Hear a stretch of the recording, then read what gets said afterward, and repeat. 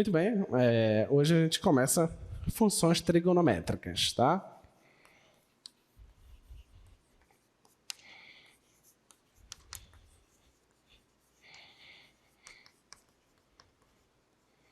Não esqueça que você já tem uma lista de exercícios, né?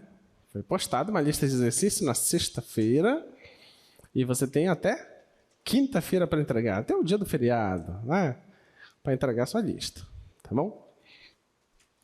Muito bem. Hoje, funções trigonométricas da nossa aula 3. Vamos falar um pouco de funções inversas trigonométricas e as funções trigonométricas. Só relembrando que é uma função injetora, sobrejetora, bijetora. Relembrando.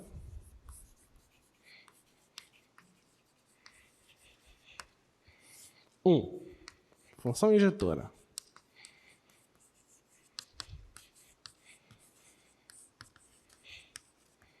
O que é uma função injetora? Você tem que pegar dois caras no domínio. Se eles forem diferentes, as imagens também têm que ser diferentes, tá?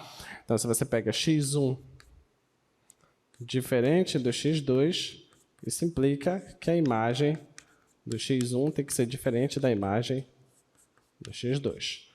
Uma forma equivalente de provar isso é se você pegar dois caras na imagem que sejam iguais. Se essas duas imagens forem iguais, você tem que conseguir mostrar que os dois caras do domínio também são iguais, tá bom? Dizer função injetora, tá? Função sobrejetora.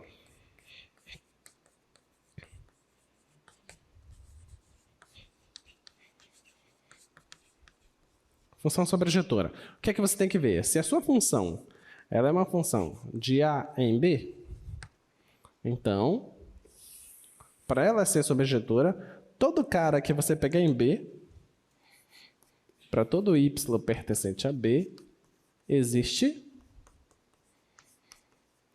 x pertencente a A, tal que a imagem de f de x é esse y, tá bom? O que eu quero dizer com isso? O que eu quero dizer é que o conjunto imagem da função f, ela coincide com o conjunto B. Ou seja, a imagem é igual ao contradomínio, tá bom? Ninguém de lá do contradomínio fica sem ser alcançado, tá? E uma função bijetora,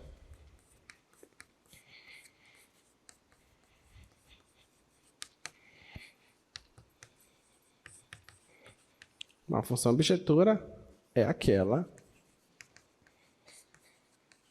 que é injetora e sobrejetora. Tá bom? Então, para ela ser bijetora, ela tem que ser as duas coisas, injetora e sobrejetora, tá? E os exemplos que nós vimos,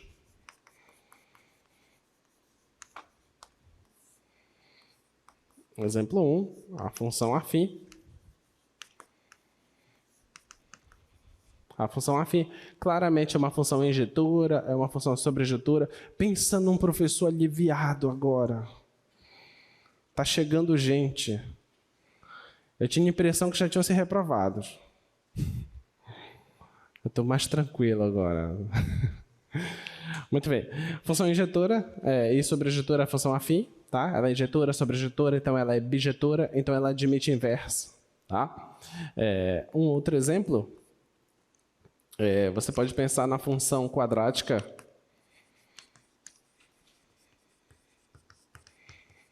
Função quadrática, ela não é injetora, ela não é sobrejetora, então ela não é bijetora. Tá bom? Esses são os dois exemplos mais imediatos, tá? Vamos trabalhar agora com uma função chamada de função de Euler, tá?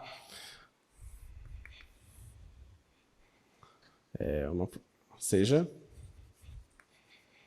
e a função que vai fazer o seguinte, vai pegar números reais e vai levar na circunferência, tá? Eu vou dizer aqui no R2, mas a imagem vai estar na circunferência, tá bom? ela vai fazer o seguinte, ela vai pegar um θ e vai levar no e de θ. E de θ. Onde esse e de θ é o seguinte, ele é cosseno θ, seno θ. Tá bom? Essa vai ser a nossa única função que nós vamos ver que está com imagens não em R, mas sim em R2, tá? Mas a gente acaba não trabalhando especificamente com ela, mas sim com uma restrição dela. Então, essa é uma função que assume valores, os valores são pares ordenados, tá? Então, vai estar no plano cartesiano, tá bom? Aí nós vamos tomar restrições delas. Essa aqui a gente chama de funções coordenadas, tá? São funções coordenadas. E eu vou querer olhar só para essa parte ou só para essa parte, tá bom? Só para você ter uma noção de como é essa função, ela faz o seguinte, ó, ela pega números reais e leva no ciclo trigonométrico.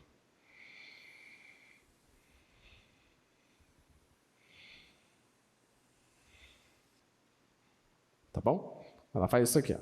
Essa aqui é a função e. Ela leva os carinhas aqui. Esse aqui é o e de θ, tá? Então, aqui é o ângulo θ, tá bom? Esse pontinho aqui é o e de θ. Esse e de θ, que é cosseno θ, seno θ. Então, a abscissa aqui, ó. Esse tamanho aqui é cosseno θ. E a ordenada é o seno θ.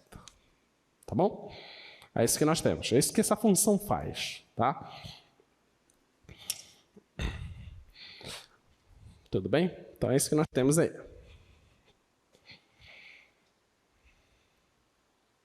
Então eu vou querer fazer o seguinte, a abscissa, o x de θ vai ser o cosseno de θ. E o y de θ vai ser o seno de θ. Tá bom? Só para a gente relembrar como é que é seno e cosseno. O seno é aquele que começa no zero, ele faz uma curva assim, mais ou menos assim. Tá bom? Esse é o seno. Ele tem um valor máximo aqui no 1, ele tem um valor mínimo aqui no menos 1. Isso aqui acontece no π sobre 2, ele tem raiz no π, e o valor, o zero, acontece em 2π. Tá bom? Esse é o gráfico do seno. Então, podes começar a estabelecer características para a função seno, como sendo o seguinte, o conjunto imagem da função seno é o intervalo de menos 1 a 1, tá? O domínio da função seno é todos os reais, ele tem um certo período, tá? O que quer dizer período? Significa que esse gráfico se repete de alguma forma, tá? Então ele se repete a cada 2π, tá bom? O período é 2π, é uma função não injetora.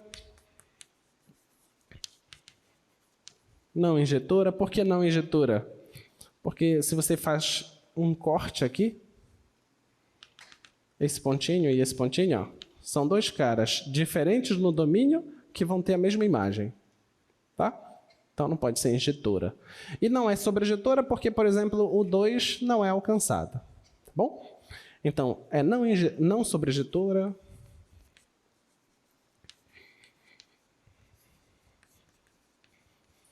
Então, também ela é não bijetora. Tá? Então, tem todas essas características a função seno. Cosseno é equivalente, você pode escrever aí também. Não vou fazer do cosseno.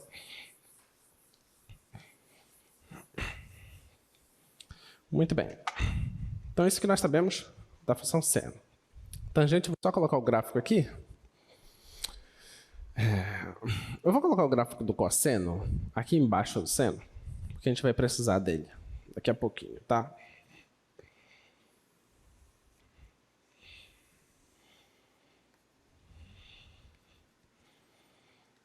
O gráfico do cosseno é assim, ele começa no 1, ele vai lá no menos 1, depois ele faz isso, tá? Esse aqui é o cosseno. Tá bom? E o gráfico da tangente, só projeta lá pra gente, por favor.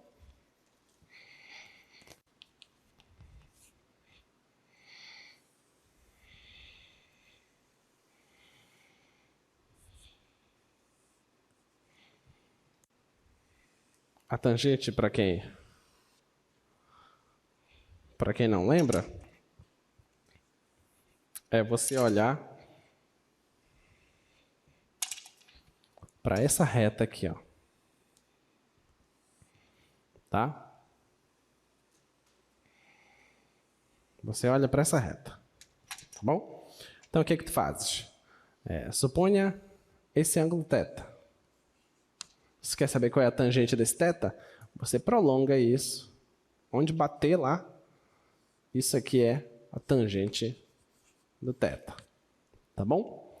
Se você projeta aqui, esse aqui é o cosseno do θ. Se você projeta aqui, esse aqui é o seno do θ. Ok? É isso que nós temos, tá? Nota que se você vai aumentando o θ, por exemplo, vai mais lá em cima, pega um θ desse tamanho aí, o toque vai ser lá em cima, tá? À medida que esse ângulo θ vai se aproximando de π/2, o que você acha que vai acontecendo com a imagem da tangente? O que você acha que vai acontecendo? Olha, se fosse essa inclinação, seria isso, esse tamanho. Se fosse essa inclinação, esse tamanho. Essa inclinação, esse tamanho. Essa inclinação, esse tamanho. Essa inclinação, mais lá em cima. O que está acontecendo com a imagem da tangente no primeiro quadrante? Eu estou aumentando o ângulo, o que acontece com a imagem da tangente? Ela aumenta. Mas se eu estiver muito perto do π/2, o que está acontecendo com a imagem? Hein? Ela está indo para mais infinito. Tá? Então, olha, se eu estou mandando o θ para perto do π/2, ele não está no π/2. A tangente do θ está indo para mais infinito. Tá bom? Muito perto do π/2. Agora, olha, se eu estiver nesse quadrante aqui, calma. Se eu estiver nesse quadrante aqui, o ângulo é isso aqui. Aí a projeção não é continuação para lá, mas sim para cá. Ó. Então a imagem está lá embaixo. Tá? Então se tivesse esse ângulo, a imagem estaria bem aqui. Tá bom? Então quer dizer que se eu estiver muito perto do π/2, desse lado, a imagem vai estar lá para baixo. Então a imagem estaria para menos infinito. Tudo bem? Então isso que seria a imagem da tangente. Então essa é a ideia que tu precisa ter da tangente. Tá?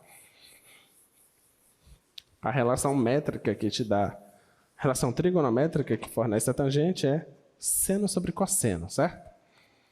Então, se você tem tangente de θ, é seno sobre o cosseno. Em alguns livros, vão colocar a tangente como sendo tan, tá bom? E o seno como sendo sin, tá?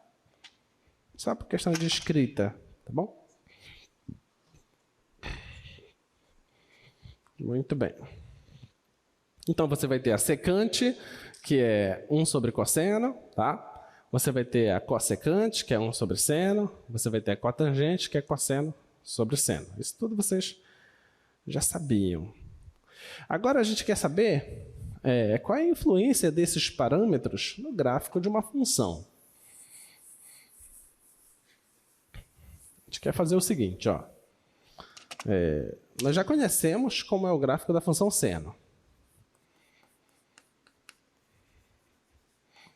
Já sabemos como se comporta esse gráfico, tá? Eu quero fazer o seguinte, ó. E se eu começar a adicionar parâmetros aí? O que é que vai acontecer com esse gráfico? Se eu fizer isso aqui, ó, f de x igual a mais b vezes o seno, c que multiplica o ângulo mais o d que soma esse ângulo. Quero saber o que acontece com esse gráfico, tá? Quais deformações que vão acontecer, tá bom? Então, deixa eu projetar aqui o GeoGebra para você. O GeoGebra é um software matemático gratuito, de fácil manuseio, tá bom? Roda no Windows facilmente. Você pode não instalar no seu computador, pode usar ele na internet sem problema algum. Tenho a impressão que tem até para celular, tá? Então, tá aí o gráfico da função seno, tá ok? Projeta lá, por favor. Aí o gráfico da função seno. Agora eu vou fazer as alterações. Vou acrescentar esses parâmetros aí, tá? Primeiro parâmetro, o parâmetro A. Esse parâmetro aqui, ó. Esse parâmetro A.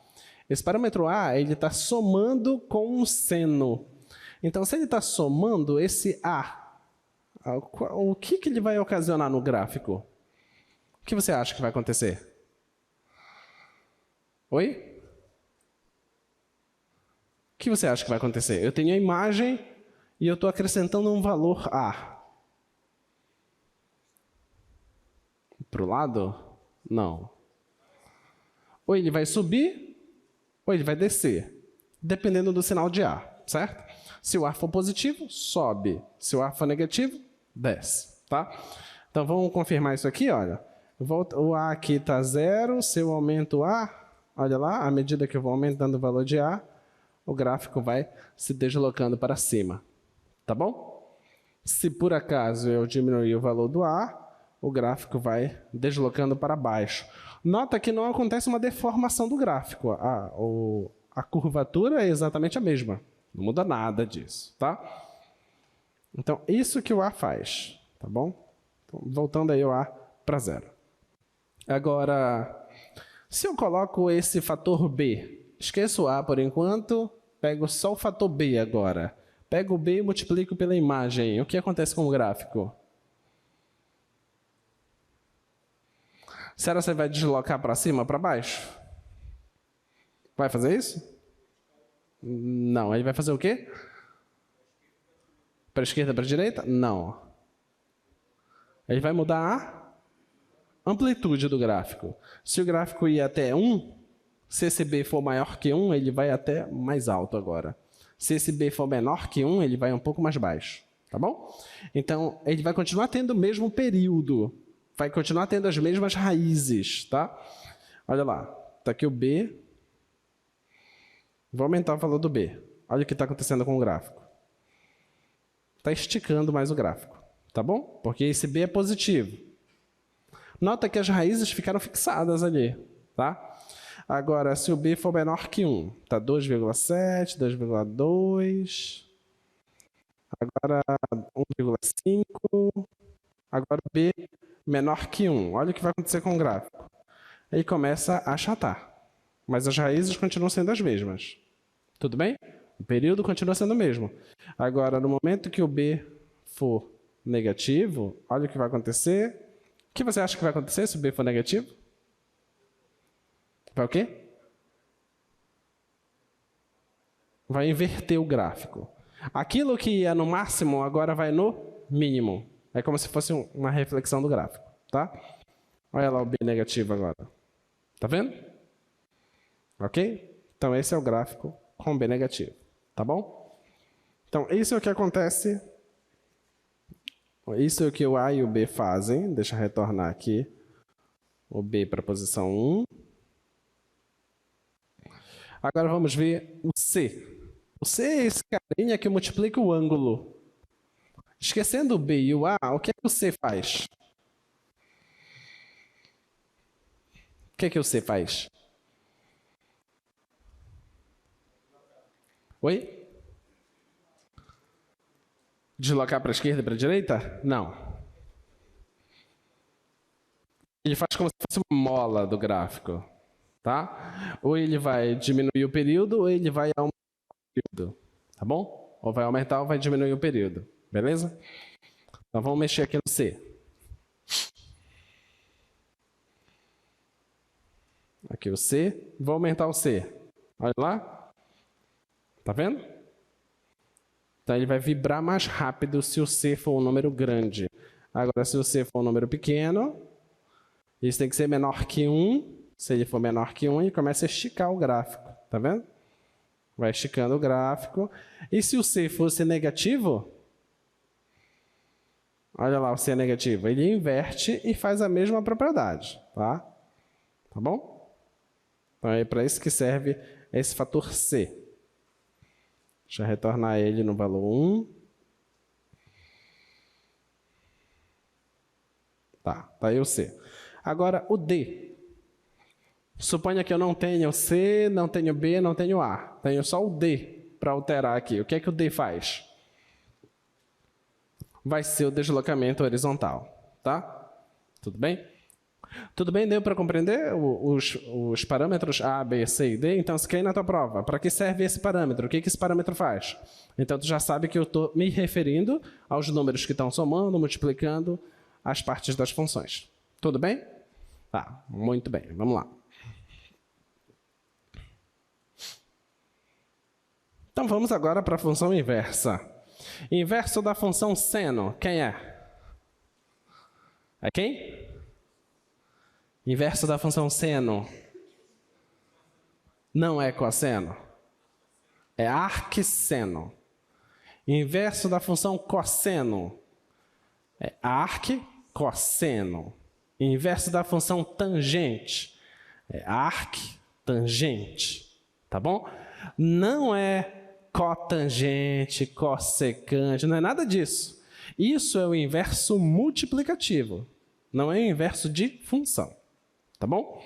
Mas olha só o que a gente está falando. Inverso da função seno. Você não deveria se perguntar assim?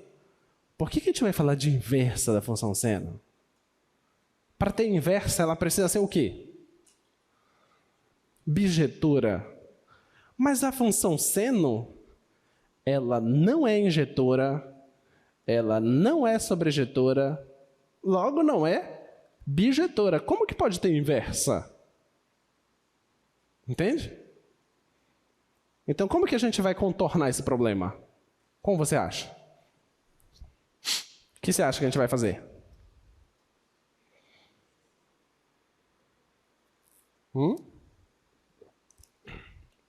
Alguma sugestão? O que você acha que a gente vai fazer?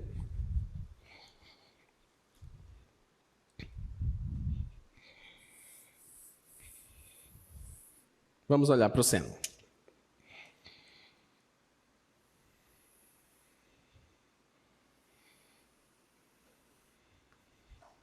Olha, o seno faz isso aqui, né?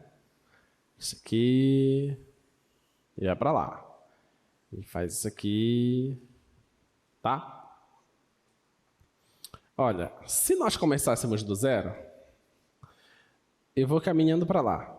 Eu só consigo chegar até π sobre 2. Depois do π sobre 2, o seno perde a injetividade, tá? Porque esses caras aqui têm imagens iguais. Esse pontinho tem a mesma imagem desse pontinho. Esse pontinho tem a mesma imagem desse. Esse é a mesma imagem desse. Então, passou do π sobre 2, perdi a injetividade, tá? Então, não posso pensar em inversa aí. Tá bom? Então, eu vou pensar o seguinte. Até π sobre 2 está interessante o negócio. Vou voltar aqui do zero para lá. Então, quer dizer que até menos π sobre 2, eu tenho também um negócio interessante. Tá? Então, de menos π sobre 2 até π sobre 2, eu tenho a injetividade garantida. Deu para entender isso? Tá? Então, a função seno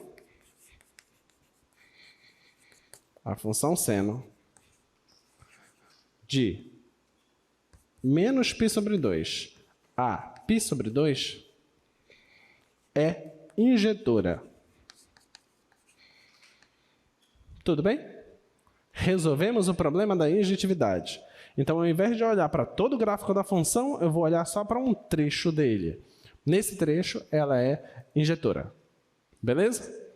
Mas eu preciso de uma função que seja bijetora. Tá? Então, eu preciso garantir que ela seja sobrejetora. Tudo bem? Então, vamos ver o que é que a gente faz.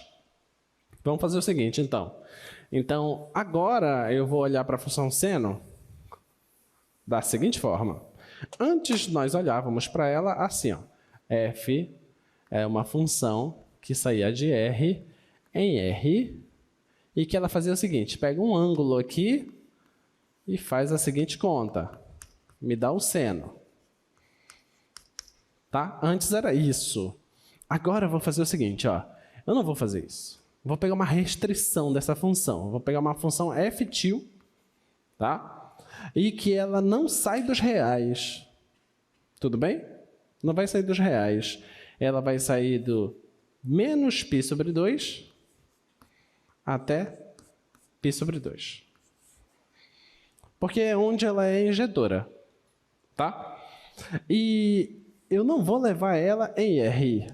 Já ver em que ela vai levar. Observa. De menos π sobre 2 até π sobre 2, qual é a imagem máxima e mínima que essa função alcança? Qual é a imagem mínima? Menos 1. E a máxima? 1. Então, eu vou dizer que o contradomínio é de menos 1 até 1. Tudo bem? Tá? De menos 1 a 1. Agora, a minha função...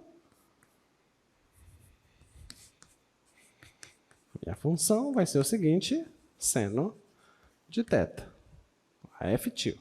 Tá? Eu pergunto para você, essa função f-til é injetora? É ou não é? É injetora, porque eu peguei na parte do domínio onde ela é injetora. É sobrejetora? É, também, porque a imagem dela é todo o intervalo menos 1 a 1.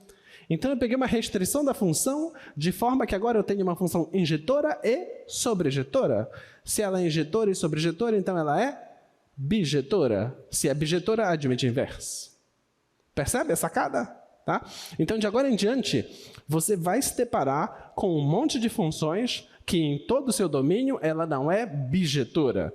Mas isso não te proíbe de olhar só para um trecho do gráfico interessante para você, interessante no seu contexto, restringir a função àquele trecho e ali determinar a inversa daquela função. Beleza? E é isso que a gente faz muito, muito, muito, muito. Então, olha, essa função f-til é bijetora. Se é bijetora, admite inversa, tá? Então, vamos pensar na inversa.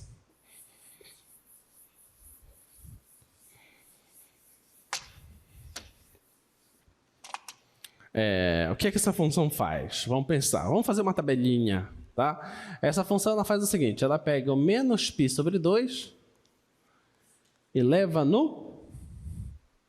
Menos π sobre 2 vai no menos 1, certo? Vamos pegar aqui, se eu pegar aqui o menos π sobre 4, menos π sobre 4, em quem que ela vai? Menos π sobre 4. Quem? π sobre 4 é 45, né? É quanto? Seno de 45, vai. Raiz de 2 sobre 2, só que está na parte negativa. Então, fica menos raiz de 2 sobre 2, tá? Então, isso aqui é menos raiz de 2 sobre 2, tá bom? O zero vai no zero. O π sobre 4, já sabemos que vai no raiz de 2 sobre 2. Tá bom? Então, pronto. Então, olha, o menos π sobre 2 vai no menos 1. O menos π sobre 4... vai no menos raiz de 2 sobre 2, o zero vai no zero, o π sobre 4 vai no raiz de 2 sobre 2, e o π sobre 2 vai onde? No 1, certo? Essa é a função. O que é que eu quero? Eu quero a inversa. Então, a inversa tem que fazer o quê? Tem que pegar o menos 1 e levar aqui. Tem que pegar o menos raiz de 2 sobre 2 e levar aqui. Tem que pegar o 0 e levar no 0. Tem que pegar o raiz de 2 sobre 2 e levar no π sobre 4. Tem que pegar o 1 e levar no π sobre 2. Tudo bem? Isso que tem que fazer a inversa, tá? Muito bem. Então, a gente já sabe o que a inversa faz. E essa é a inversa. A inversa agora. A função leva desse intervalo nesse. Então, a inversa tem que fazer o contrário. Tem que pegar esse intervalo e levar nesse aqui, tá? Então, a inversa da função seno. A inversa da função seno é quem? É arcseno. O que é que ela faz? Ela pega esse intervalo, menos 1, 1, e leva em qual intervalo? Menos π sobre 2, π sobre 2. É isso que ela faz, tá? De tal forma que ela pega aqui um número real e leva no arcseno, faltou um R aqui, arcseno desse número real. Tá bom? Essa é a conta que ela faz. Beleza? Então, vamos pensar. Quanto é arcseno de menos 1? Resposta? Menos π sobre 2. Arcseno de 0? Resposta? 0. Arcseno de 1? Resposta? π sobre 2. Deu para entender a ideia? Tá? Assim vai ser o arcseno. Assim também, semelhante, vai ser o arccosseno. Tá? Muito bem. Então, vamos pensar aqui num gráfico.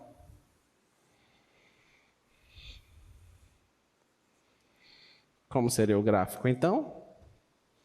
O gráfico vai pegar o intervalo de menos 1 a 1, menos 1 a 1, e vai levar no menos π sobre 2, π sobre 2.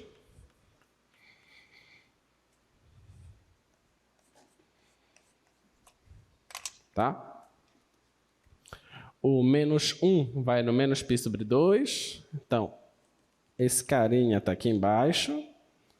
O 0 vai no 0, o 1 vai no 1, 1 vai no π sobre 2.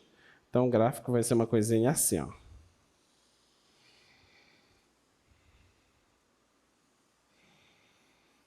Tá bom? Esse vai ser o gráfico do nosso arcseno.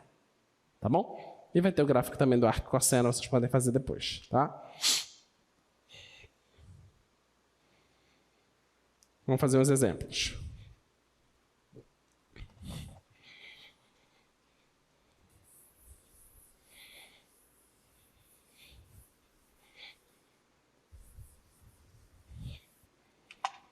Exemplos. Projeta lá, por favor. Arcseno de meio. Quero também cosseno do arcseno de meio. Quero também secante da arctangente de 1. Vamos lá, vamos fazer esses três. Arcseno de meio é quanto? Arcseno de meio. Qual é o ângulo que o seno dá meio? É quanto? 30. O que é o π sobre 6, certo? Então, o arcseno de meio é π sobre 6. Acabou. Tá? Cosseno do arcseno de meio. O que é isso? Isso aqui é cosseno. Quanto é o arcseno de meio? Já sei. π sobre 6. Quanto é o cosseno do π sobre 6? É raiz de 3 sobre 2. Tá? Só isso. Tudo bem? Secante da arctangente de 1. Quanto é arctangente de 1? Arquitangente de 1? Qual é o ângulo que a tangente dá 1? 45, que é π sobre 4. Então, isso aqui é secante de π sobre 4. Quanto é a secante de π sobre 4?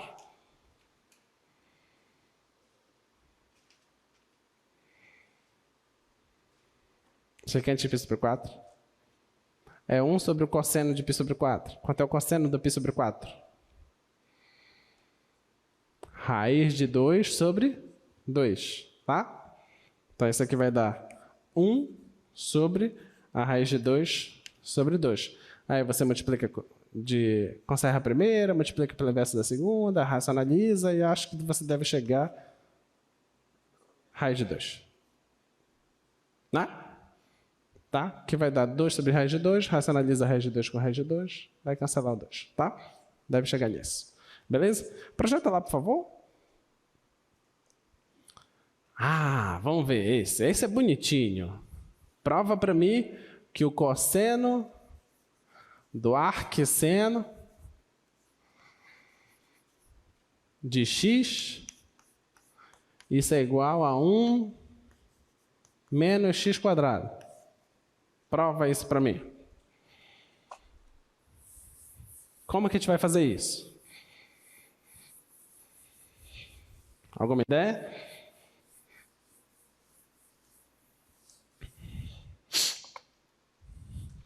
Alguma ideia de como fazer isso? Cosseno do arquisseno de x é igual a raiz de 1 menos x quadrado.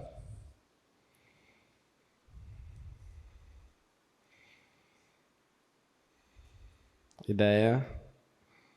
Ah, professor, foi apresentado para o arquisseno hoje. Você já quer que eu faça isso? Claro. Você consegue. Identidade fundamental da trigonometria, qual é? Qual é? Tem identidade fundamental? Qual é? Vai. Por que vocês estão tão calados assim? O que foi acontecer? Vocês estão traumatizados da prova de sexta? É isso? Ah, a prova de sexta foi tão o quê? Como foi o desempenho de vocês?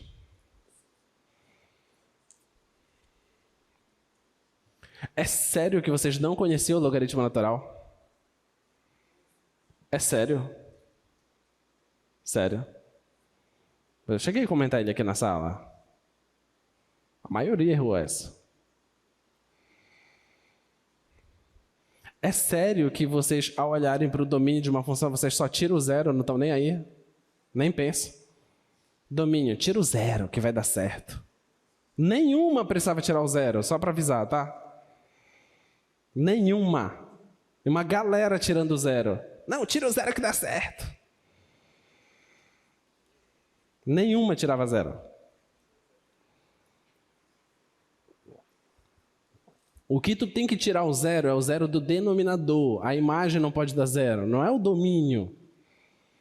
Identidade fundamental da trigonometria diz o quê? Diz que se você pega o seno de um ângulo e eleva ao quadrado e soma com o cosseno desse mesmo ângulo ao quadrado, isso tem que dar? Tem que dar 1. É isso que diz a identidade fundamental, não é isso? Certo? Bem, o arquisseno não é um ângulo? A imagem dela não é um ângulo? Certo? Então, em particular, eu posso pegar o seno do arquisseno, seno do arquisseno desse ângulo, elevar ao quadrado e somar com o cosseno do arquisseno desse ângulo, elevar ao quadrado, isso tem que dar 1. Porque isso é o que diz a identidade fundamental. Beleza? Tá? Muito bem. Esse quadrado você pode enxergar assim, ó. Tá bom? Tudo bem? Agora, pense o seguinte, que a sua função, ela vai e a inversa volta. Então, se você pega a função e faz a composição com a inversa, dá o quê? Dá a função?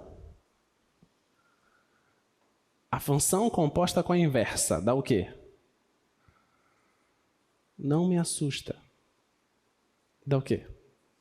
Dá a identidade. Tá? Se você pega a função e depois volta com a inversa, ela volta no mesmo lugar. Tá bom? Então, a função composta com a sua inversa dá a função identidade. Tá? Então, o que é que tu tens aqui? Tu tem a função composta com a inversa dela. Isso dá identidade, que é o x. Então, isso aqui vai ficar x ao quadrado mais cosseno ao quadrado do arcseno de x está dando 1. Tá bom? X quadrado, passo para o outro lado, vai ficar menos x quadrado. Vai ficar aqui, ó, cosseno ao quadrado do arcseno de x, isso é 1 menos o x quadrado. Tá bom? Vamos ver se isso aqui faz sentido. Tá? Você tem um cosseno que está elevado ao quadrado. A imagem do cosseno varia de quanto a quanto? Imagem do cosseno. Não é de menos 1 a 1? Certo? Se você eleva isso ao quadrado, isso vai variar de 0 a 1. Concorda? De 0 a 1. Então, esse lado tem que ser de 0 a 1. Senão tem alguma coisa errada. Tá? Mas pensa comigo, esse x, ele não está aqui dentro do domínio do arcseno? Está dentro do domínio do arcseno. O domínio do arcseno é de menos 1 a 1, correto? Se eu pego qualquer número nesse intervalo e elevo ao quadrado, você concorda que esse número não passa de 1? Porque está entre menos 1 e 1, certo? A pior das hipóteses é que esse número desse 0, tá? Então vai variar de 0 a 1, tudo bem? Se varia de 0 a 1, significa que esse resultado aqui também vai variar de 0 a 1, que é justamente onde varia o cosseno ao quadrado. Então tá tudo certo aqui, tá? Isso é uma coisa sempre positiva, então eu posso passar a raiz sem problema nenhum. Então isso aqui vai ficar cosseno do arcseno de x, isso é igual a raiz de 1 menos x quadrado. E está resolvido o nosso problema. Tá bom? Então, o cosseno do arcseno é aquilo lá. Beleza? Então está demonstrado o que a gente queria provar. Muito bem. A outra, se der tempo no final da aula, a gente faz.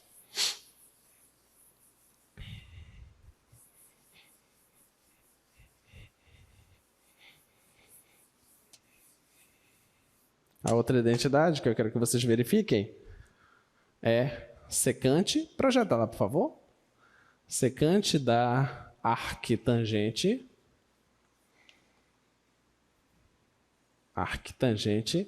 de x, isso é igual a raiz de 1 mais x ao quadrado. Tá?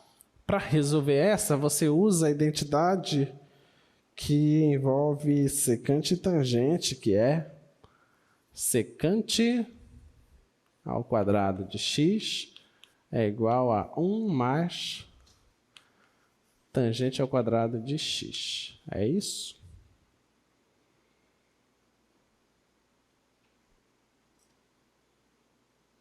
É isso, tá? Usa essa identidade, tá bom? Muito bem. Vamos para operações com funções. Isso é de extrema importância. Que já tinha na sua prova isso, tá? Operações com funções. Uma, você pode somar função, você pode multiplicar função, pode fazer quociente de funções, Pode fazer composição de funções, tá? Só tem que tomar cuidado com o quê? Sempre que você fizer isso, qual o cuidado que você tem que tomar? Lembra que a nossa colega vinha de ônibus e desce lá perto da Júlio César, porque tem vários ônibus lá que vêm para cá? Não faz sentido, por exemplo, ela pegar um ônibus e descer num lugar onde não passa ônibus que venha para a universidade, certo? Então ela tem que tomar sempre cuidado com o domínio. O domínio é a minha preocupação. Então, se eu quero somar funções, eu tenho que saber se o domínio da f existe alguma coisa em comum com o domínio da g. Senão, não faz sentido somar. Correto? Imagina que o domínio da f sejam só os números negativos e o domínio da g sejam só os números positivos. Então, não faz sentido algum somar isso aqui. Tá? Aí, se tu queres somar duas funções, você simplesmente soma as suas imagens. Tá? Se você quer multiplicar duas funções, você simplesmente multiplica as imagens. E se você quer dividir duas funções, você divide as imagens. Tá bom? Claramente que o domínio dessa tem que ser a interseção. Tá? Então, o domínio da soma de f mais g tem que ser o domínio da f interseção com o domínio da g. Se você quer multiplicar as funções, então tem que ser também o domínio da f interseção com o domínio da g. Agora, se você quer dividir funções, aí já é outra coisa. Tá? Dividir funções, você pega o domínio da f, faz a interseção com o domínio da g e a imagem da g não pode ser zero. Tá? Claro, porque é uma divisão. Tá bom? Não existe divisão por zero, então você tem que retirar esses pontos onde a divisão dá zero. Tá bom? Muito bem. Tudo bem até aqui, pessoal? Tá claro? Tá?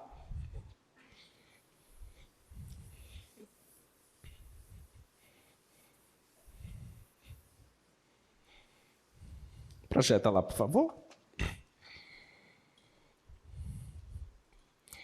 A multiplicação pela constante é equivalente. Vamos fazer esses exemplos.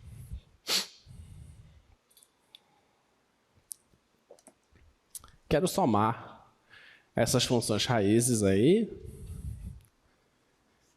F de x é igual a raiz de 7 menos x.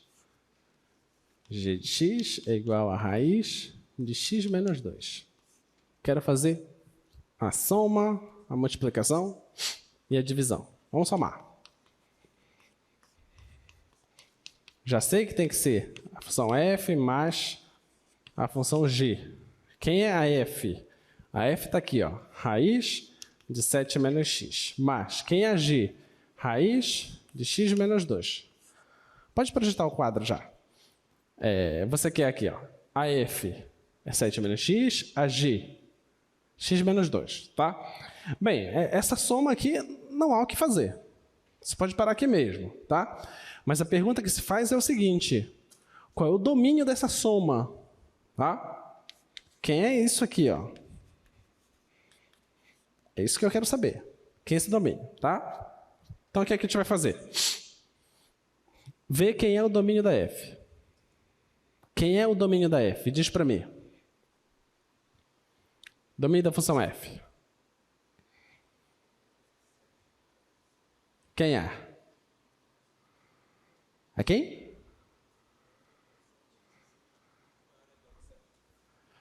Os caras que são o quê?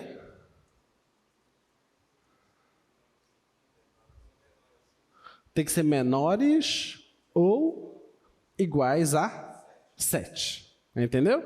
Então, é todo número real que é menor ou igual que 7. Então, o que tu tens que fazer para tu descobrir isso?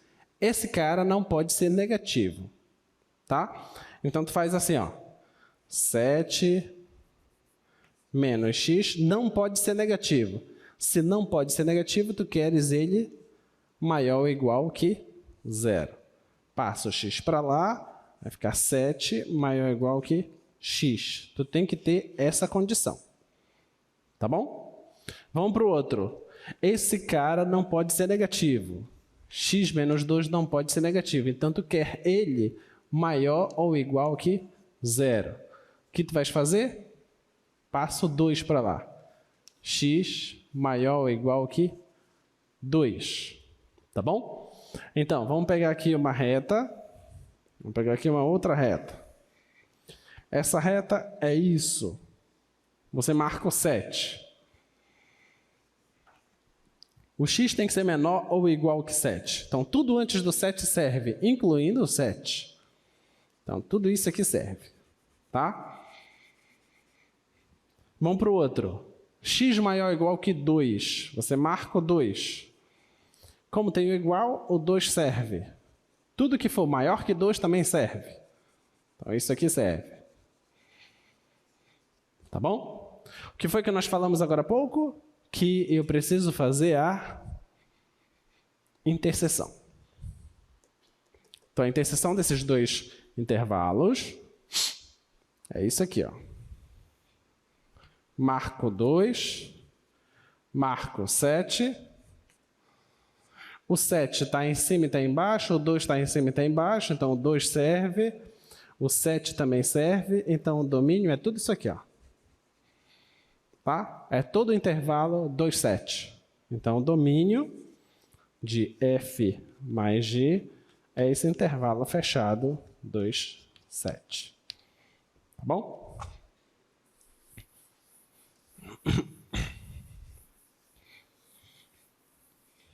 Ficou claro? Outra forma que você poderia escrever. O domínio da f mais g é o quê? É x que pertence aos reais, tal que você pode escrever as duas coisas. X é menor ou igual que 7 ou x maior ou igual que 2. Se você for escrever isso, não vai cometer a blasfêmia de colocar aqui e. Tá? Não vai fazer isso. Por que tu não pode fazer isso? Porque um número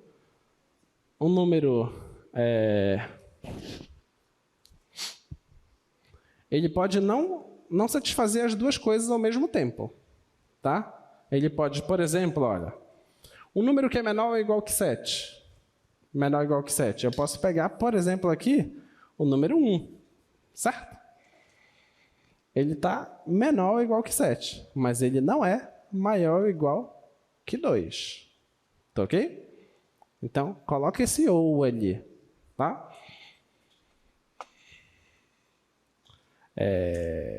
Na verdade, aqui você precisa do e, na verdade, aqui, tá? Confundir. É porque precisa acontecer as duas coisas ao mesmo tempo, tá? Se você colocar o ou, vai ser uma coisa ou outra. Tá? Mas você não quer que aconteça uma coisa ou outra, você quer que aconteça as duas coisas ao mesmo tempo, tá bom? É esse que é o detalhe. Muito bem. Vamos ver o domínio da multiplicação agora. Exemplo 2. Multiplicação. Você precisa tomar algum cuidado na multiplicação?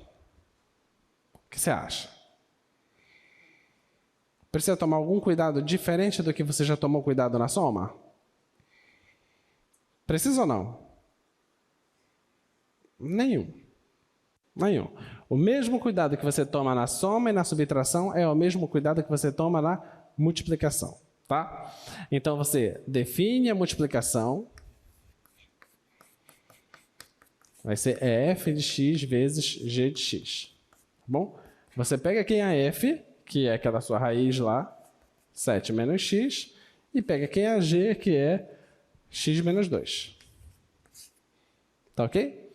Como os índices das raízes são os mesmos, você pode deixar isso tudo dentro de uma mesma raiz. 7 menos x, x menos 2. E pode deixar assim, ou você faz a multiplicação, tanto faz, tá? E o domínio vai ser exatamente o mesmo que está descrito aqui. Tá bom? Onde tu vai ter que tomar cuidado é na divisão, porque existe isso aqui, ó.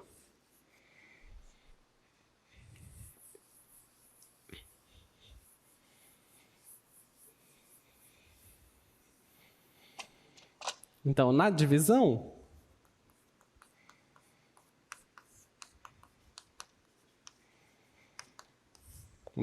tu queres fazer isso aqui, ó. F G de x. Então, é f de x dividido por g de x. Tu tens que fazer a interseção, que é isso que a gente fez, tá? Mas tu tem que excluir os caras que dão zero, tá bom? Então, a tua função que vai surgir aqui é a f é 7 menos x, e a g é x menos 2, né? Isso. Então, o domínio da f sobre g precisa excluir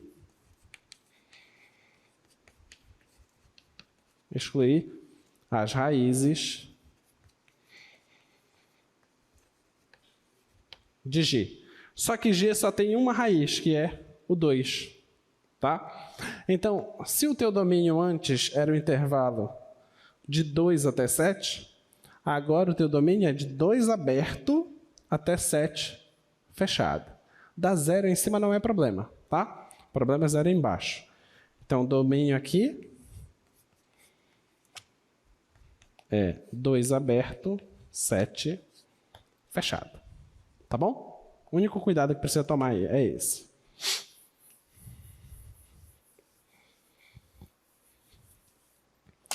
Muito bem.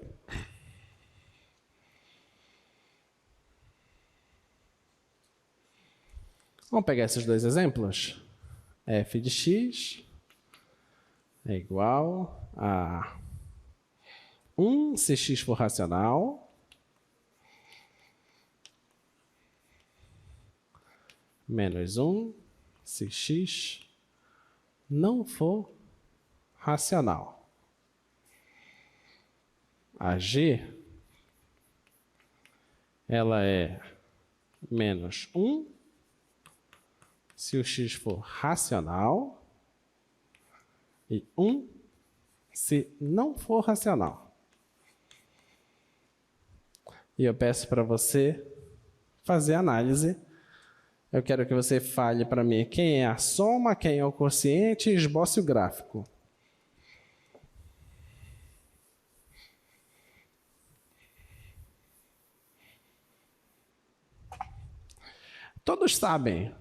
Todos vocês sabem que existem vários conjuntos, né?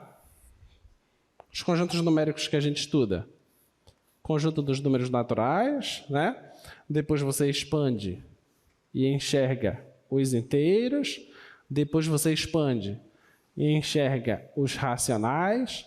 Depois você percebe que os racionais não é tudo e que existe alguém além deles. E você enxerga que existem os reais. Mas para os racionais chegarem nos reais, existe um conjunto aí chamado de conjunto dos números irracionais, que é o complementar dos racionais com relação aos reais. Tá bom? Todo mundo lembra disso, né? Muito bem. E todos sabem também que existe essa relação entre reais, racionais e irracionais? Que se eu unir todos os racionais com todos os irracionais, isso dá exatamente os números reais. E que a interseção dos dois é vazia. Todo mundo ok nisso? Tá? Muito bem. Então, que se eu pego uma reta, qualquer ponto da reta ou é racional ou é irracional. Tudo certo nisso? Tá? Muito bem. Então, sendo assim,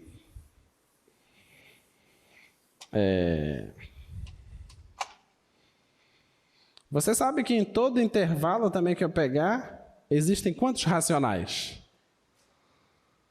Racionais, quantos? Quantos? Qualquer intervalo que eu pegar. infinitos racionais? E quantos irracionais? Também infinitos.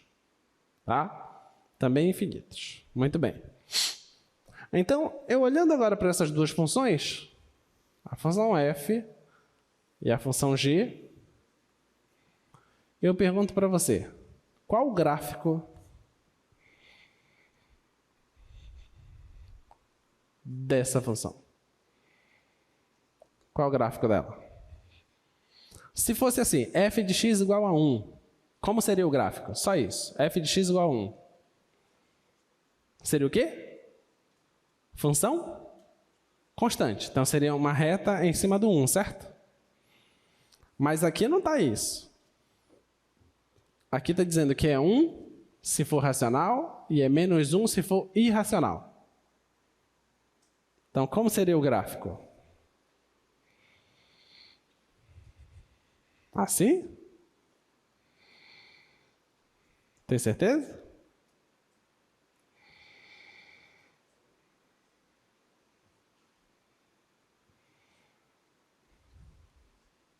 Como seria?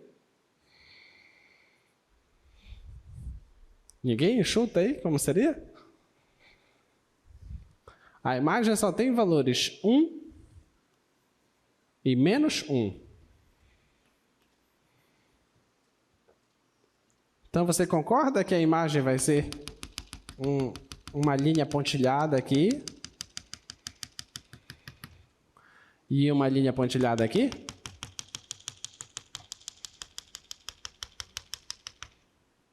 Todo mundo concorda? Esse é o gráfico. Sempre que eu pegar um cara, é racional? A imagem aqui em cima. Pega um outro, é irracional? A imagem então é aqui embaixo. Se eu pego o cara, é racional? Então tem que ser aqui em cima. É irracional? Então tem que ser aqui embaixo. Entendeu? Esse é o gráfico dela. Tá? Então é uma poeira em cima e uma poeira embaixo. Não pode ser uma linha contínua. Tudo bem? Muito bem.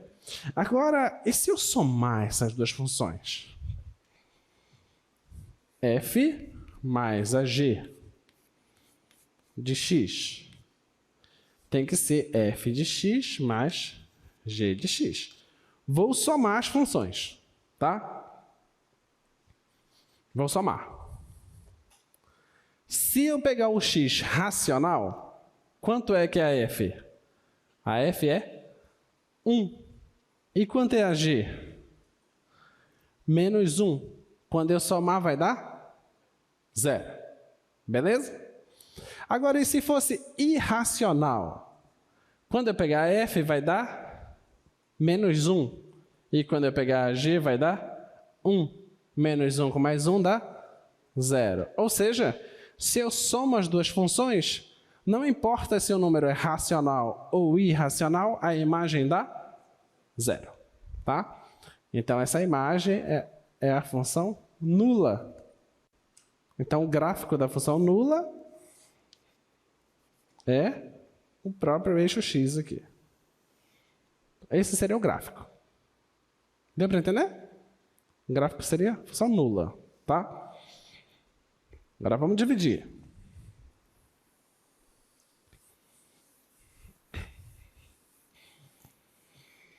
Agora, e se eu estivesse fazendo o quociente? f sobre g de x.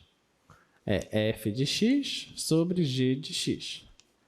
Não preciso me preocupar com a g, porque a g nunca é 0, né? Ela é 1 ou menos 1, tá bom? Muito bem, quero fazer a divisão. Se for racional, aqui é 1, aqui é menos 1.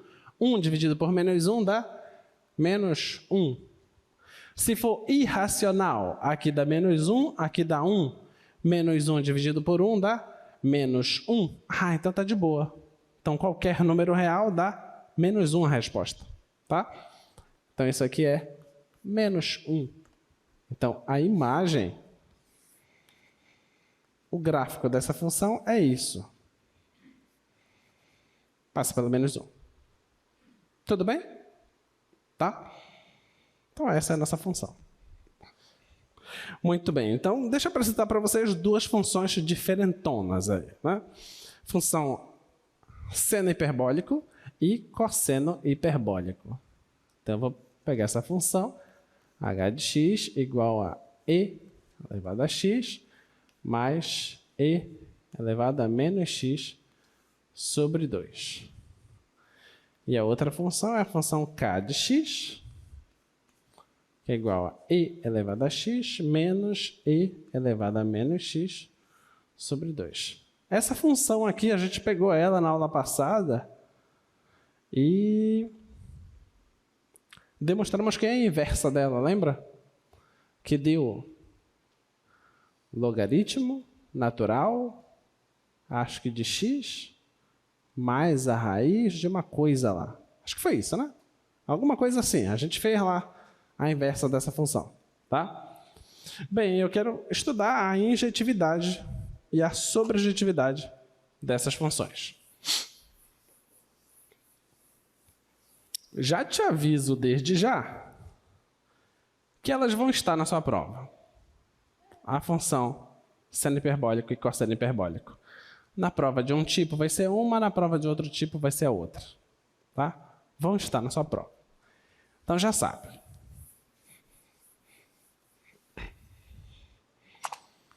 Vamos lá. Vamos ver se essas funções são injetivas. Será se H é injetora? Essa é a nossa pergunta. Será que essa função é injetora? Como é que a gente faz para verificar se essa função é injetora? Qual é a conta que deve ser feita? Diz para mim. Conta que deve ser feita para verificar se a função é injetora. Diga o seu nome e curso, por favor, e nos dá um norte de como resolver esse problema. Meu nome é Gabriel Xavier, sou do curso de Engenharia Sanitária e Ambiental. E para resolver isso, para saber se ela é injetora, a gente substitui ali nesses dois A que estão elevados a x e a menos x, a gente substitui por x1 e menos x1, igual a essa mesma função, aí põe, ao invés de x1 e menos x1, a gente põe x2 e menos x2. Então eu faço isso aqui, é um h de x1 igual a um h de x2, é isso? Sim.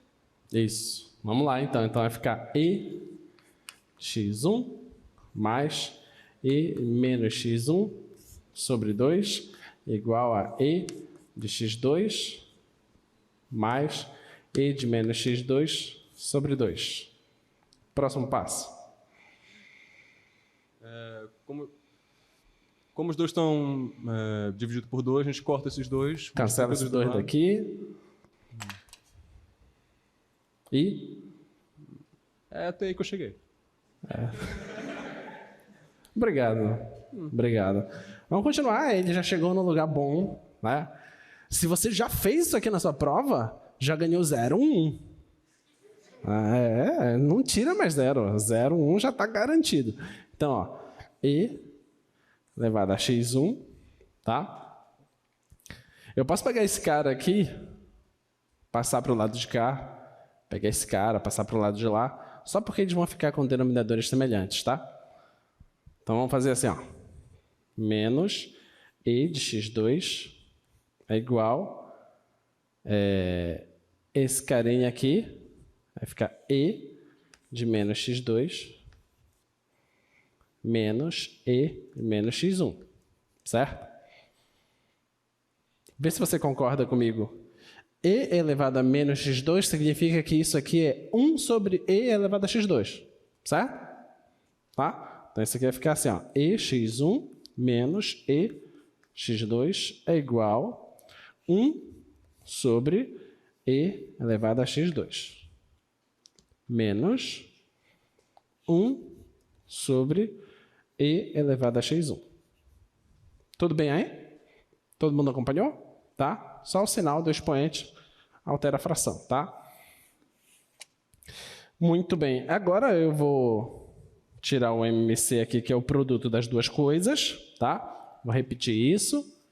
E elevado a x1 menos e elevado a x2 é igual a esse produto aqui embaixo, tá? E elevado a x1 mais x2. Isso dividido por isso dá e elevado a x1. Multiplica por 1, dá e elevado a x1. Menos esse dividido por esse dá e elevado a x2. Multiplicado por 1, vai dar e elevado a x2. Tudo bem aí? Tá? Alguma dica do que fazer agora? O quê? Dica. O que a gente faz agora? Tem alguma coisa saltando aos olhos aí que dá para fazer de imediato? O que a gente consegue fazer? Esse carinha aqui, ó, não é o mesmo que está aqui? Sim ou não? Então, esse cara não está multiplicando? Passando por outro lado vai dividindo, né? Você pode cancelar, certo? Tá bom? Então, eu já vou cancelar ele. Esse com esse. Tudo bem? Então, vai ficar aqui desse lado, vai ficar 1 igual 1 sobre e elevado a x1 mais x2. Tudo bem? Tá? Agora, esse cara aqui está dividindo, passa multiplicando. E elevado a x1 mais x2, isso está dando 1. Certo? Quando é que a exponencial dá 1? Quando o expoente é 0. Então, quer dizer que essa soma aqui tem que dar 0. Certo? Então, isso aqui implica que x1 mais x2 tem que ser 0. Passa o x2 para lá, vai ficar x1 igual a menos o x2. Olha, então quer dizer que se você tem dois caras que são iguais para essa função h, que é essa função aqui, se você tem dois caras que têm a mesma imagem, você só precisa que eles sejam simétricos. Tá bom? Então, caras simétricos têm imagens iguais. O que isso significa? O que isso significa? Que a função não é injetora. Deu para entender? Eu consegui exibir dois caras distintos que têm a mesma imagem. Tá? Então,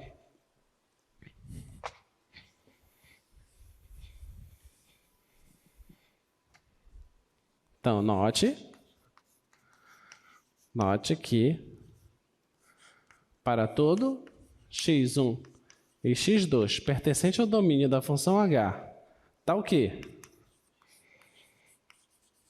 O x1 seja igual menos o x2, temos que a imagem do x1 é igual à imagem do x2, tá bom? Isso significa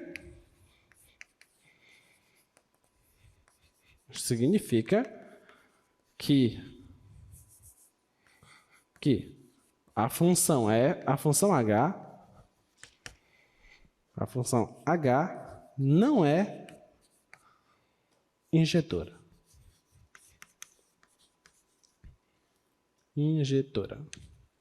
Tá bom? A função h não pode ser injetora. Tudo bem? Mais que isso. Bem mais que isso. Uma característica geométrica do gráfico dessa função. A gente não sabe o gráfico ainda, mas por esse cálculo a gente tem uma característica geométrica. Qual é? Qual é a característica geométrica? Olha, se você olha para o 1, ele tem a mesma imagem do menos 1. Se você olha para o 2, ele tem a mesma imagem do menos 2. Que característica é essa? Parece uma parábola. Entendeu? O que você pode dizer é que o lado direito ele é um reflexo do lado esquerdo. Então, o gráfico ele é simétrico com relação ao eixo y. Ok? Deu para entender? Tá, muito bem. Agora, vamos pensar mais.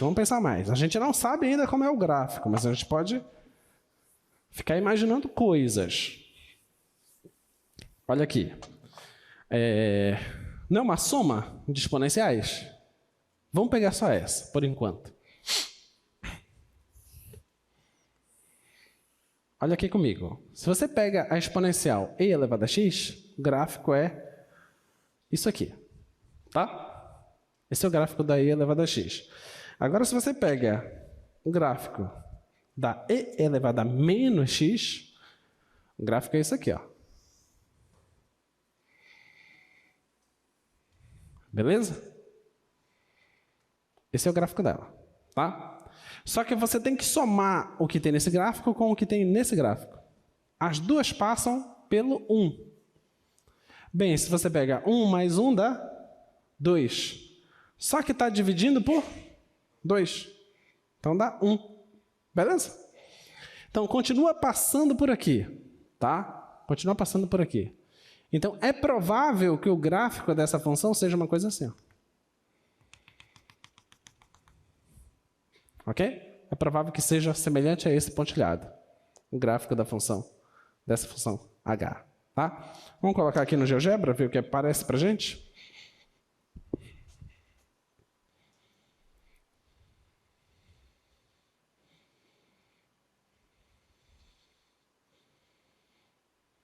Vamos ver aqui. Vamos colocar exponencial de x mais exponencial de menos x, isso tudo dividido por 2. Olha aí o gráfico. Tá vendo? Parece uma parábola mesmo, né? Não é uma parábola, tá? Vamos colocar essa parábola que a gente está imaginando que pode só ser igual? Vai que é, né? Olha aí. O azul é a parábola. 1 mais x quadrado, tá vendo? Essa função ela é um pouco mais aberta que 1 mais x quadrado, tá? Então ela é diferente da parábola. Deixa eu colocar agora aqui a função exponencial, só para você ver o que está acontecendo. Exponencial de x. Está aí exponencial de x, essa laranja. Agora exponencial de menos x. Está aí exponencial de menos x, esse lilás lá, tá bom?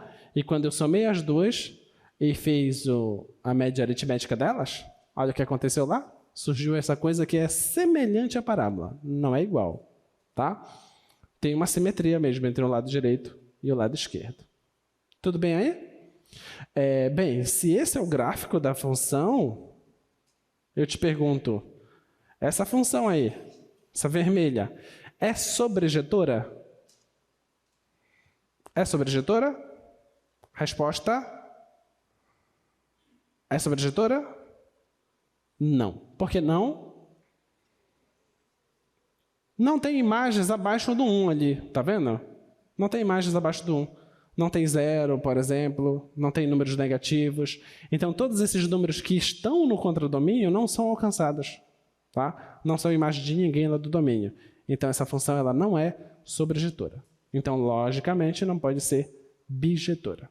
Só vai ser bijetora se eu restringir, fazer aquela restrição igual como nós fizemos para a função seno. Tudo bem? Essa função k. Essa função k, que é igual a e elevado a x menos e elevado a menos x sobre 2. O que é que difere a função k para a função h? Ó? Este sinalzinho aqui, ó, tá? Esse sinal vai ser determinante para diferenciar essas duas funções. Vamos lá. É injetora essa função? Como é que a gente faz para ser injetora ou não? Eu faria a mesma coisa que a última. Faria k de x1 igual a k de x2. K de x1 igual a k de x2. Então, vamos fazer aqui. Então, vai ficar e x1 menos e menos x1 sobre 2 é igual a e de x2 menos e de menos x2 sobre 2. Qual é o próximo passo? Corto os dois. Corto 2. Vai ficar e de x1 menos e de menos x1 igual a e de x2 menos e de menos x2. Próximo passo? tira o sinal negativo dos expoentes negativos, passa para transformar numa fração de 1 sobre E de x. Então vai ficar E de x1 menos 1 sobre E de x1 igual E de x2 menos 1 sobre E de x2. Isso, né? Sim. E agora? E agora... tira o MC de cada lado. Passa o E de x2 multiplicando o E de x2 e subtrai na fração. Eu não sei como dizer isso. Mas eu acho que vai dar problema se fizer isso. Vamos fazer igual como a gente fez da outra. Vamos lá. Continuando aqui, vamos passar esse cara para cá, vamos passar esse cara para lá. Tá? Vai ficar assim, ó. E de x1 menos E de x2 é igual a 1 sobre E de x1 menos 1 sobre E de x2. Certo? Sim. E agora? Tira o MC desses denominadores. Então vai ficar E de x1 menos E de x2 igual a E de x1 mais x2. Aqui vai ficar E de x2, né? Sim. Menos E de x1, certo? Sim. É isso? É. E agora? Agora dá para trocar o denominador, o E de x1 menos E de x2, troca com o denominador de E de x1 mais x2. Dá para cortar, como se eu fiz. Você está querendo cortar aqui? Sim. Não é a mesma coisa? O que é que muda? Muda o sinal. Certo? Então, qual é a consequência que vai dar? Vai. O sinal é diferente. Então, o que é que vai acontecer? Vamos se cancelar. Oi? Vamos se cancelar. Se cancela, mas vai aparecer o quê? 0. Não. Não. Menos 1. Tá? Vai aparecer o menos 1. Se cancela, só que aparece o menos 1, certo? Tá bom? Vai ficar menos 1 igual a 1 sobre esse cara. x1 mais x2. Certo? Certo. E aí? Passo o E de x1 mais x2 multiplicando. Passa esse cara para lá.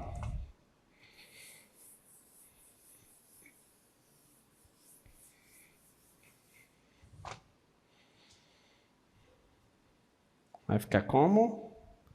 Menos E de x1 mais x2 igual a 1. E aí? Dá em alguma coisa?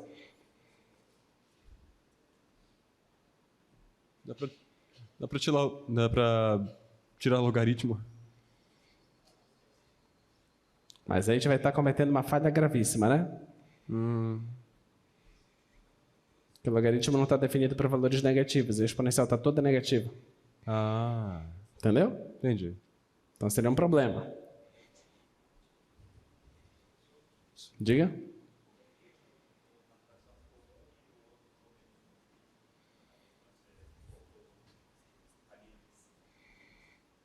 Porque você pode enxergar isso aqui assim, ó. Coloco menos aqui, parêntese, coloco mais, parêntese. Agora esse cara e coloco menos bem aqui assim. Esse cara agora fica idêntico a esse. Certo? É por isso. Tá bom? Ok.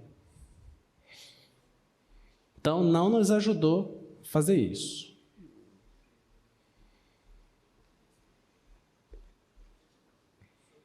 Diga. Mas você vai ter E elevado a zero aqui, mas as bases têm sinais distintos. Não nos ajudou. E se a gente fizer, então, a ideia que o colega deu? Ao invés de fazer esse passo a passo aqui, ele quis juntar isso aqui. Lembra que ele queria fazer isso? Ele queria juntar esses dois, né? Sim. Juntando eles, como ficaria? Aqui a gente já viu que não deu. Vamos juntar esses dois. Então, ficaria aqui E elevado a 2x1? Sim. 2x1 menos 1. Isso tudo dividido por EX1. O outro lado ficaria E elevado a 2x2 menos 1 dividido por E elevado a x2, certo? Sim. E agora?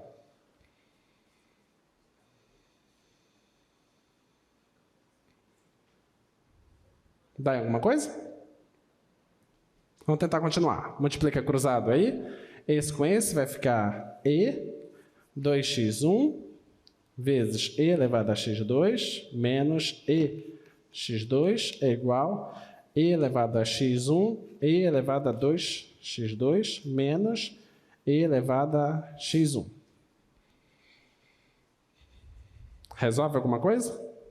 Não.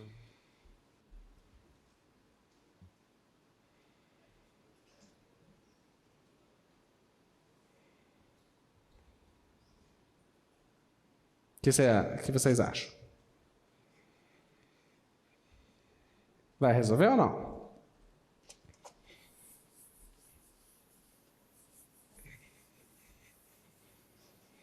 Vamos ver pelo menos se a gente tem uma esperança disso funcionar. Seu chute. Seu chute é injetora ou não? Não. Não. Não. Alguém chuta mais? Não? Pode sentar. Ok. Observa. A função que nós temos é essa aqui, ó. Essa branquinha aqui é E elevado a x, certo? O que eu quero fazer é a subtração dela com essa outra aqui. Essa outra, olhando só para ela, é essa bem aqui, ó. Essa aqui é E elevado a menos x. Tá bom? Essas duas funções. Agora, vamos tentar imaginar graficamente como ficaria. Eu te pergunto, quando eu fizer essa menos essa, tá? Tu pode olhar ponto a ponto, olha lá. Se fosse nesse ponto, eles não têm a mesma imagem? Um menos o outro vai dar quanto? 0. Então, eu já sei que o gráfico passa por aqui. Tá bom? Tem que passar pelo 0. Se eu pegar qualquer ponto por aqui, olha lá, eu tenho que pegar esse tamanho todo e subtrair desse pedaço, certo? Então, a imagem seria esse pedaço. Concorda comigo? Tá? Então, a imagem seria uma coisa lá em cima, assim. Bem aqui, assim. Se eu pego isso aqui, a imagem seria o todo menos esse pedacinho bem aqui. Tá? Então, a imagem seria esse pedaço maior aqui. Então, aqui iria lá para cima. Tá? E assim você vai indo. Se você pega esse cara, a imagem seria o todo menos esse pedacinho bem aqui. Então, a imagem vai estar lá em cima. Tá? Então, a imagem é alguma coisa lá para cima. Não sei como é essa curva, se é assim, ou se ela é embarrigada assim, não sei ainda. Só sei que ela está indo lá para cima, sempre para cima. Tá? Agora vamos ver o outro lado. Tá? O outro lado, o que você tem que fazer? Você pega qualquer cara aqui, ó, qualquer um. Quem você tem que pegar? Você tem que pegar esse pedaço e subtrair do maior. Então, o resultado vai ser o quê? O resultado vai ser o quê?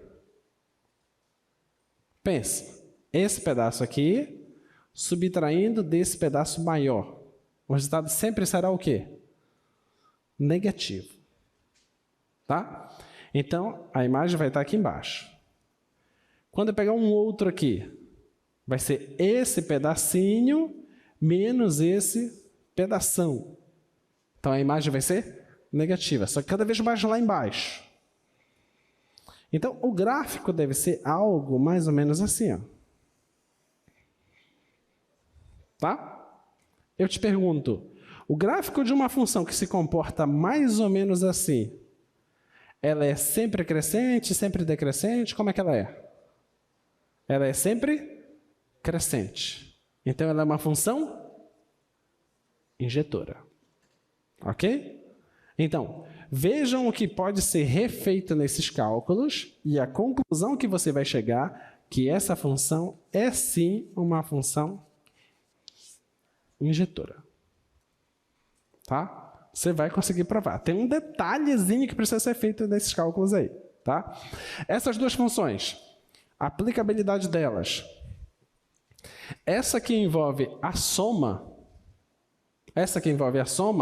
é elas que modelam quando você tem uma torre de transmissão e tem uma outra torre aqui de transmissão e tem um cabeamento entre as torres. Tá? Quem modela esses cabeamentos são essas funções da soma. É o cosseno hiperbólico. Tá? Ele é a importância aqui da aplicabilidade. Tá bom? Então, dá uma lida sobre o cosseno hiperbólico. Tá? Até quarta-feira, até a nossa próxima aula. Estudem. Não esqueçam a aula segunda, quarta, depois segunda e quarta e a nossa prova. Beleza? Até mais, pessoal.